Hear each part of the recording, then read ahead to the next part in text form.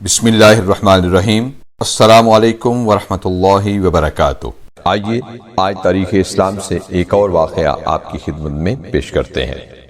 رب ذوالجلال اپنے پیارے پیغمبر علیہ السلام سے ہم کلام ہوئے اور انہیں بتایا کہ آج سمندر میں 3 کشتیاں ڈوبنے والی ہیں، ساحل سمندر پر پہنچو اور ہماری قدرت کا نظارہ کرو۔ رب کائنات کے حکم کی تعمیل میں وہ سمندر کے کنارے پہنچے تو دیکھا کہ دور سے ایک کشتی ساحل کی طرف بڑھتی چلی آ رہی ہے۔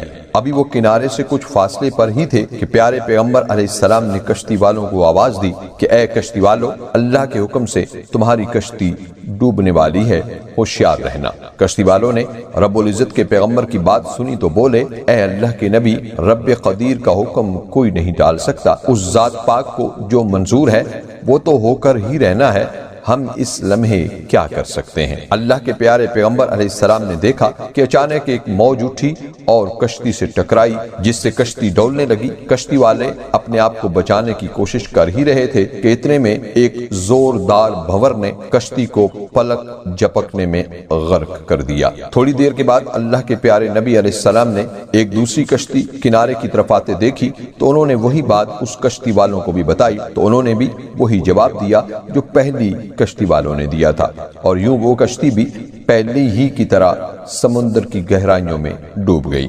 ابھی کچھ ہی وقت گزرا تھا کہ تیسری کشتی نمودار ہوئی۔ جب وہ کنارے کے قریب پہنچی تو اللہ کے برگزیدہ پیغمبر علیہ السلام نے کشتی والوں کو قادر مطلق کی مرضی کے بارے میں بتایا تو انہوں نے کہا کہ بے شک اللہ کا حکم اٹل ہے، اسے سوائے اللہ کے کوئی نہیں بدل سکتا، لیکن اللہ کی رحمت سے ہم نا امید نہیں ہیں۔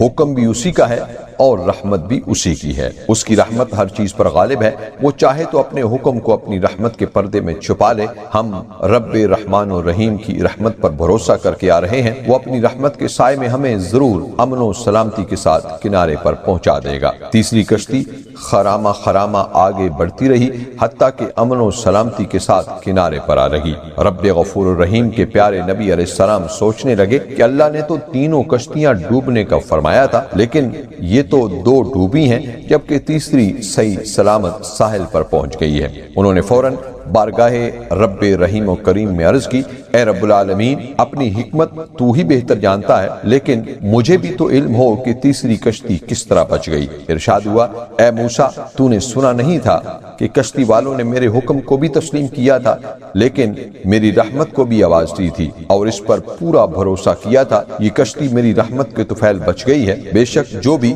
میری رحمت کی امید رکھتا ہے میں اسے نا امید نہیں کرتا۔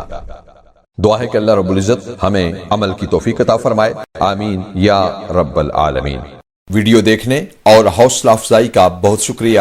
اپنا اور سب اپنوں کا بہت خیال رکھیے، خوش رہیے اور خوش رکھیے۔ والسلام مع الاکرام۔